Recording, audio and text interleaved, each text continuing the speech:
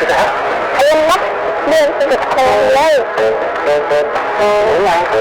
Nanti ke gimana? Biar nggak kayak kata-kata di dalam pabrik dong. Kenapa? Bukannya gue. Halo Ayah Bunda, selamat datang di Abri Talk.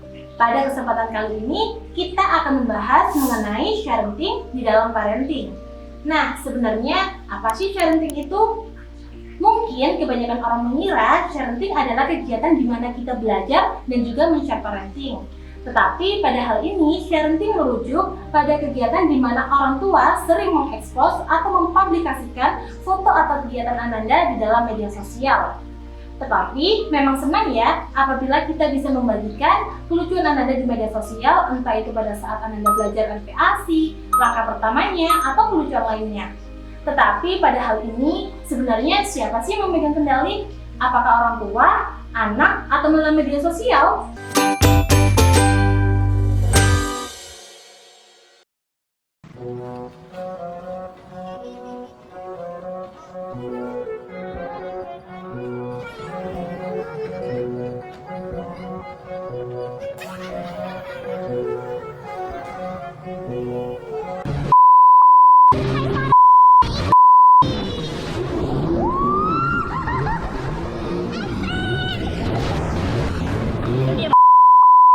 Rambut aja yang cingkrang doang.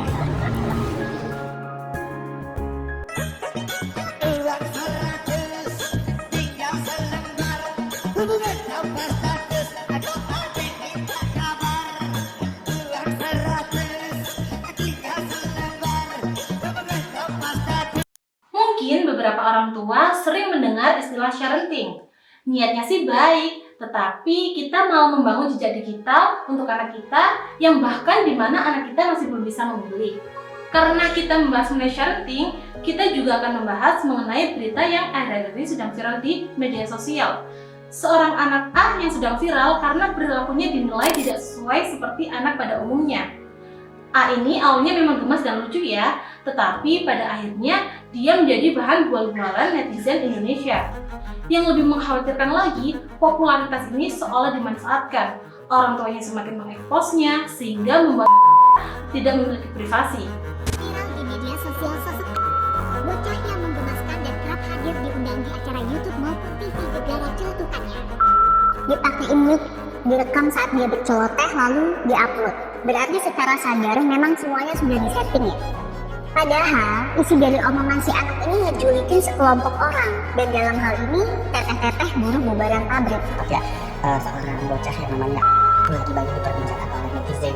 Nah, di mana sih ini banyak mendapatkan komentar negatif di beberapa netizen yang menganggap bahwa tindakan ucapan kurang sopan dan termasuk bullying. Yang pertama sempat viral gara-gara dia mengatakan dia itu mau pakai pelembab biar kulit itu nggak kayak teteh-teteh di barang pabrik kucel gitu.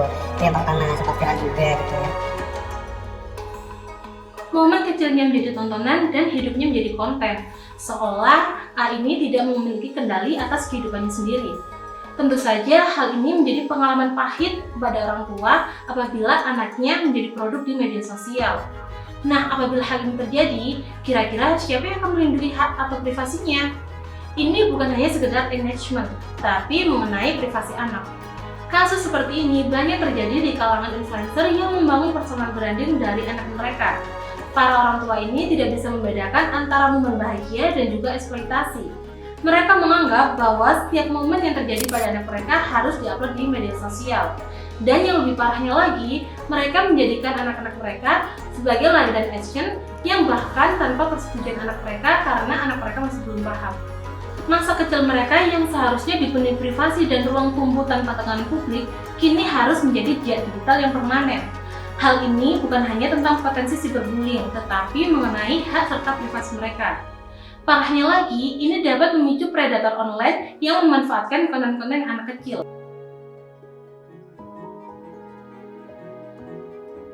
Jadi, apa sih dampak parenting pada anak? Dampak yang pertama adalah masalah identitas. Anak akan merasa bahwa hidup mereka merupakan tontonan bukan milik pribadi.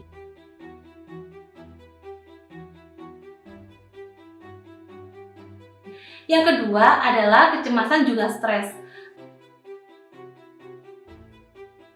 Anak akan merasa tertekan apabila harus selalu tampil sempurna di depan kamera dan menghadapi komentar negatif.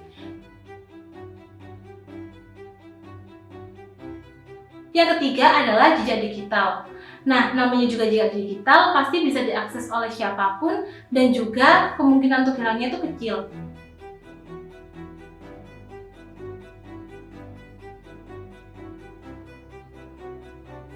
Yang keempat adalah masalah keamanan. Informasi anak yang terlalu mendetail bisa disalahgunakan oleh orang-orang yang tidak bertanggung jawab.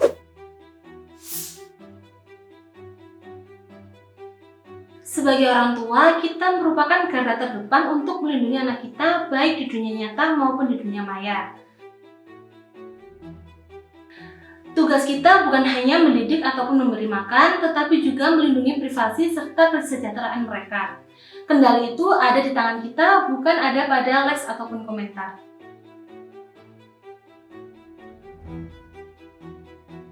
Lalu bagaimana sih cara agar kita bisa menjadi orang tua yang bijak di era digital ini? Yang pertama adalah pikirkan dulu sebelum posting. Coba tanyakan pada diri sendiri, apakah saya pantas untuk mengupload video anak saya ini? Atau apakah dalam video ini terdapat informasi pribadi anak saya?